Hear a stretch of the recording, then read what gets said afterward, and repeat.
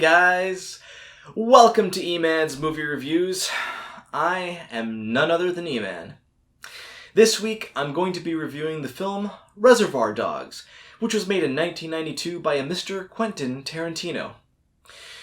Now, I personally think that this was Tarantino's best film up to date, and it's been like 30-something years. And if he would have just stuck with this genre and this kind of a film, I think he would have had like billions of Oscars by now. Seriously. Because this film still stands today. And it's really, really great.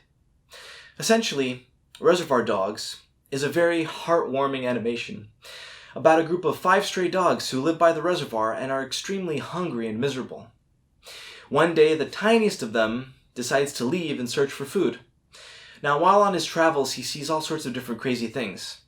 But one thing that he sees, which he gets involved in, is a child who's getting bullied. The tiny dog instinctively just jumps in, because he's really good, he's a really good dog, and saves the child and scares off the bullies, because tiny dogs sometimes are a little bit more frightening than bigger dogs. The child wants to keep the dog, obviously, and, take care of him, and so the child brings the dog home to his parents, who don't really accept the dog at first, because it's, a stray dog from the streets, and they think that he's filthy, and he's got fleas, and all sorts of different things, and so, naturally, they don't like the dog at first. But after seeing how the tiny dog constantly follows their child to and from school to protect him and make sure that he's okay, they decide to give him a chance and give him a bath, of course. The tiny dog basically has it made at this point, and he has 3 meals a day and a nice warm bed, and the thing is, he misses his other friends back at the reservoir, and he feels a little guilty that he kind of left them all behind. So he decides to go back to the reservoir and tell them how he got adopted by a wonderful family and how they all should just find families and amazing homes of their own, because there's so much more to life than just hanging out by the reservoir and starving to death. The alpha dog, their leader, decides that he wants to take all of the dogs to this home so that they can all eat as well. The tiny dog thinks that that may not be such a great idea, since the family really wasn't that accepting of him at first, that it would be really hard for them to just accept other dogs. But the alpha, being the main antagonist and being who he is, decides to railroad past the tiny dog, and that he's going to take them all anyway, because he's the leader and he gets to say what happens and everybody has to listen to him. So the tiny dog, without wanting to, takes them all back to the home, and all of the other dogs basically tear the place apart and just eat everything. Mainly because the alpha dog is really jealous that the tiny dog has such a great life. The parents come home, and naturally, they are extremely upset at the tiny dog, and they tell their child that he has to get rid of him. The alpha dog ruined what the tiny dog had, and the tiny dog has to figure out a way to make it up to the family so that he can be welcomed back. Eventually, the child gets trapped in a school fire and falls unconscious due to the smoke. The tiny dog rushes through the burning building, pulls the child out before the building comes crashing down, and saves the day and saves the child's life. And the family welcomes him back. The tiny dog realizes through this whole ordeal that his friends, or who he thought were his friends, were just obstacles in his life who were just trying to hold him down. Basically understanding that misery really does love company. In a surprising twist at the end, all of his friends end up getting adopted and go to great homes.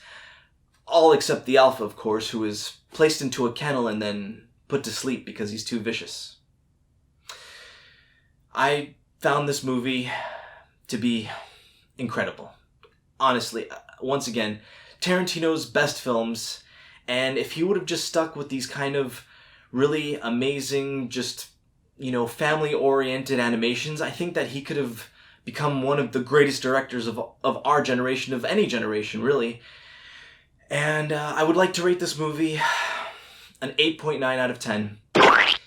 It made me cry at the end. I'm not going to lie. I'm going to be very honest with you guys. It was a tearjerker, and I really think that, talking about it again might make me cry again, but talking about it, it reminds me of how good I felt, because the tiny dog truly deserved to be loved, and he was really a good dog. He really was, and his other friends, even though they didn't really deserve it as much, I think they deserve to be in great places too.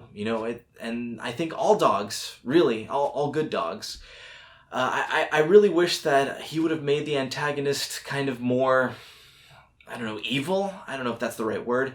I feel like he was just kind of like the standard alpha. There was really not a lot of depth to him, and they could have done a lot more. There could have been kind of like this conflict where the alpha dog and the tiny dog have to get into this fight, and the tiny dog just manages to win and overcome his fear because he was afraid of the alpha, of course, because he was the biggest dog.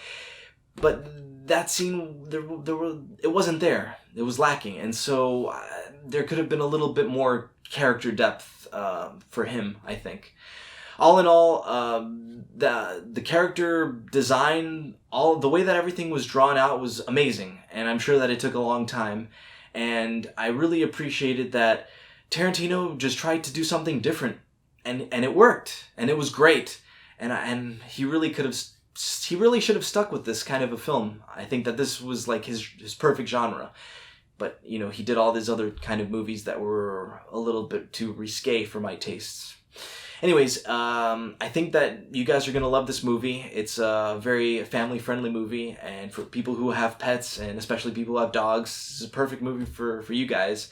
So if you haven't seen this movie, I would say definitely go see it. And if you have seen it, what time is it? Oh, that's right. It might be time for you guys to go see it again. I'll see you guys next week.